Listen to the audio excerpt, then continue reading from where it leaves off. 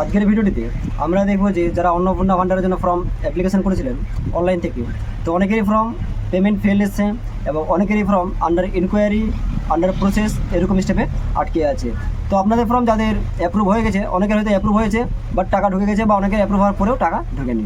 তো যাদের form approve হয়ে গেছে তারা কী করবেন, এবং যাদের টাকা ঢুকেনি তারা এখন পর্যন্ত কী করবেন।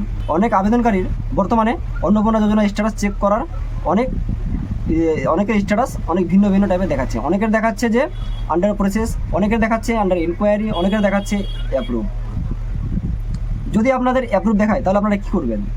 যদি আপনাদের অ্যাপ্রুভ দেখায় তাহলে আপনারা যে অনলাইন ফর্ম জমা করেছিলেন আপনাদের ফর্ম সফলভাবে জমা হয়ে গেছে। আপনাদের পরবর্তী ধাপে টাকা ব্যাঙ্ক অ্যাকাউন্টে পাঠানো হবে। যাদের ফর্ম অ্যাপ্রুভ হয়ে গেছে তাদেরকে কোনো কিছু করার প্রয়োজন নেই। তাদের টাকা যখন পরবর্তী ধাপে টাকা ছাড়বে তখন আপনাদের অ্যাকাউন্টে টাকা চলে আসবে। যাদের ফর্ম আন্ডার প্রসেস বা ইনকোয়ারি দেখাচ্ছে, যদি আপনাদের ফর্ম আন্ডার প্রসেস বা আন্ডার ইনকোয়ারি দেখায় তাহলে আপনাদের ফর্মটি এখন পঞ্চায়েত অফিসে বা ব্লকে ইনকোয়ারি বা যাচাই বাছাই চলছে।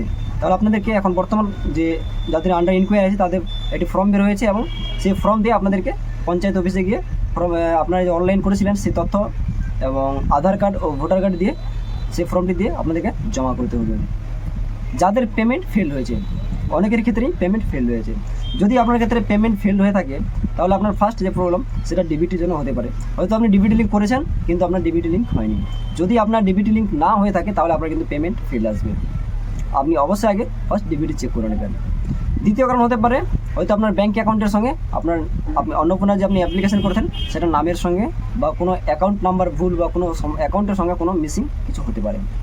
তারপরে হয়তো আপনার ব্যাঙ্ক অ্যাকাউন্ট বন্ধ থাকতে পারে বা ব্যাঙ্ক অ্যাকাউন্টের কেওয়াইসি নিয়েও সমস্যা হতে পারে।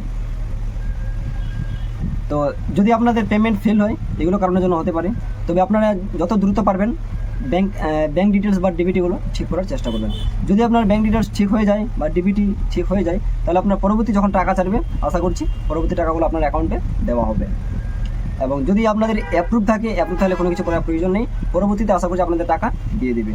এবং আন্ডার ইনকোয়ারি যাদের আছে তাদেরকে কিন্তু এখন পঞ্চায়েত থেকে ইনকোয়ারি হচ্ছে, তাদের আপনারা যে অনলাইন তথ্য জমা করেছেন সেই তথ্যগুলো আপনাদের যাচাই বাছাই হচ্ছে বা দেখাশোনা হচ্ছে। যদি আপনাদের সেই ফর্মের সঠিক সব কিছু থাকে তাহলে আপনাদের ফর্মও অ্যাপ্রুভ করে দেওয়া হবে। এবং অনেকের ফর্ম এখন আন্ডার ইনকোয়ারি যে আছে, ইনকোয়ারিটা যদি আপনারা সঠিকভাবে সব ডকুমেন্টস থাকে আপনাদের, সেটা আপনাদের অ্যাপ্রুভ করে দেওয়া হবে, এবং অ্যাপ্রুভ করলে আপনারা আশা করছি টাকা পেয়ে যাবেন। এখন হয়তো অনেক যাদের ইনকোয়ারি আছে অপশান, অনেকের ফর্ম জমা করেছেন, জমা করার কিছুদিন পরেও দেখছেন যে সেই ফর্মগুলো এখনও ইনকোয়ারিতেই আছে, ইনকোয়ারি থেকে আগে থেকে যায়নি, কারণ এখনও স্ট্যাটাসগুলো চেঞ্জ হয়নি। যে ইনকোয়ারি বা যেগুলো অ্যাপ্রুভ দেখাচ্ছিল সেম ওটাই আছে। যদি আপনাদের ফর্ম অফিস থেকে সফলভাবে ইনকোয়ারি কমপ্লিট হয়ে থাকে তাহলে আপনাদের কিছুদিনের মধ্যে সেগুলোকে অ্যাপ্রুভ করে দেওয়া হবে। এখন স্ট্যাটাস চেক করলে আগের যা স্ট্যাটাস আছে সেগুলো দেখাচ্ছে, এখন রিজেক্ট কিন্তু দেখাচ্ছে না।